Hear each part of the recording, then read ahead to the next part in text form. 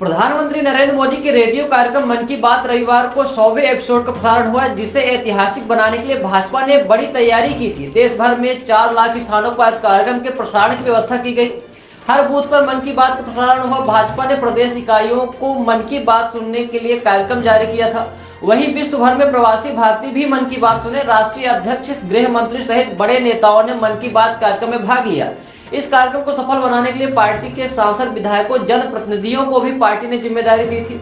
इस कड़ी में रीवा में भी मन की बात को 100वें एपिसोड का कार्यक्रम रखा गया था, जहां भारी संख्या में भाजपा कार्यकर्ता मौजूद रहे। आयोजित कार्यक्रम के संबंध में रीवा विधायक राजेश शुक्ला ने कहा कि प्रधानमंत्री नरेंद्र मोदी प्रधानमंत्री बनने के बाद जनता से नहीं जुड़ पा रहे थे, जिसके लिए उन्होंने मन की बात शुरू की और उस मन की बात से आखिरी छोर तक बैठे लोगों से प्रधानमंत्री मोदी जुड़ रहे हैं। साथ ही श्री शुक्ला ने कहा कि समय का रोना वह रोने लगते हैं जो काम के प्रति गंभीर नहीं होते। अगर आप किसी चीज को ठान ले तो समय बाधा नहीं बन सकती। आइए दिखाते हैं आयोजित कार्यक्रम और सुनाते हैं विधायक राजेश शुक्ला ने मन की बात कार्यक्रम को लेकर क्या कहा है। रोजगार दे रहे हैं और नए एक्सपेंशन तो और रोजगार दे रहे हैं। ये तो बहुत वोकल फॉर लोकल की ताकत कितनी जबरदस्त है, आपने धरती पर उतार के दिखा दिया। मेरी तरफ से आपको और गांव के सभी किसानों को और आपके साथ काम कर रहे सभी साथियों को भी मेरी तरफ से बहुत बहुत शुभकामनाएं। चाय बेचने वाले स्वर्गीय दीन प्रकाश रावत जी के बारे में चर्चा करें, जो गरीब बच्चों को पढ़ाने के मिशन में लगे हुए थे। झारखंड के गांवों में डिजिटल लाइब्रेरी चलाने वाले मन की बात का 100वां एपिसोड था और भाजपा इसको 100 के रूप में बना रही है। क्या उद्देश्य है? प्रधानमंत्री जी ने जैसा आज मन की बात में अपने उद्गार व्यक्त किए हैं, उन्होंने बताया कि प्रधानमंत्री बनने के बाद जितनी नज़दीकी से लोगों से मुलाकात करना उनके लिए संभव होता था, वो प्रधानमंत्री बनने के बाद संभव नहीं हो सका। लेकिन ज़मीन से जुड़े हुए नेता की कार्यशैली आप देखिए कि उन्होंने मन की बात का कार्यक्रम चला के देश के विभिन्न क्षेत्रों में, सुदूर ग्रामीण इलाकों में जो विभिन्न क्षेत्रों में काम करने वाले हमारे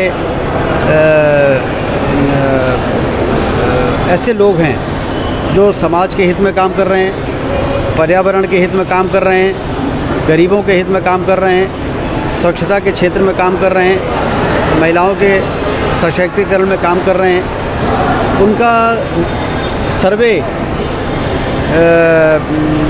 और उन पर मॉनिटरिंग आप देखिए कि वो दूरस्थ इलाकों के लोगों को छांटते हैं, उनके कामों को पूरे देश की जनता के सामने रखते हैं, अपने शब्दों में उनसे बातें करते हैं और उनके द्वारा किए गए जो इनोवेटिव काम हैं, जो नवाचार है, जो समाज और देश के हित में होता है, उसको दुनिया के सामने प्रस्तुत करके और उनको सम्मानित भी करते हैं। तो ये उनका कार्यशैली है। बड़े फोकस तरीके से वो देश के निर्माण में भी लगे हैं, सामाजिक क्रांति लाने में भी लगे हुए हैं और इस क्षेत्र में काम करने वाले लोग इस सत्ता में नहीं भी हैं, सामान्य नागरिक हैं, तो उनसे स्वयं टेलीफोन लगा के बात करना, उनको प्रोत्साहित करना और दूसरों को प्रेरणा देना, ये उद्देश्य से लगातार चल रहे मन की बात का आज 100वां एपिसोड अनथक रूप से, बिना थके हुए, बिना ब्रेक किए,